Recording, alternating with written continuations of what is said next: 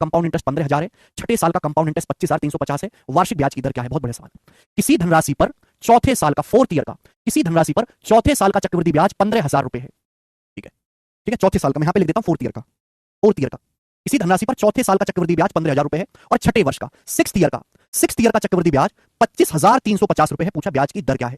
बेटे शायद आपने पहला लेक्चर सुना हो तो मैंने आपको बताया होगा, बेटे बहुत फर्क है 4 साल के चक्रवृद्धि ब्याज और चौथे साल के चक्रवृद्धि ब्याज में जमीन आसमान का फर्क है, बिल्कुल अलग बातें हैं। जब मैं कहता हूं 4 साल का चक्रवृद्धि ब्याज, इसका मतलब है पहले 4 साल का टोटल ब्याज, first year plus second year plus third year plus fourth year. लेकिन जब मैं आपसे कहता हूं फोर्थ ईयर का ब्याज, तो फोर्थ ईयर में पहला दूसरा तीसरा लेना, केवल चौथे साल में जो ब्याज मिला है वो।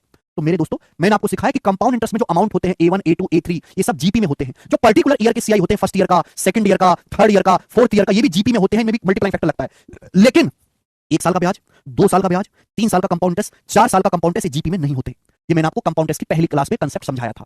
उसी पे सवाल है बेटे, सवाल का सोर्स है यूपी कांस्टेबल का 2018 का सवाल।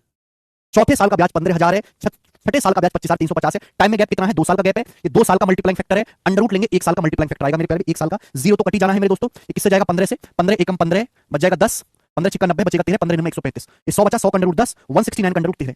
ये 1 साल का मल्टीप्लाइंग फैक्टर आ गया। अगर 10 से 13 होगा तो कितना ब्याज मिलेगा? 10%, 30%, 30%। तो ब्याज की दर है 30% पर एनम। बात समाप्त।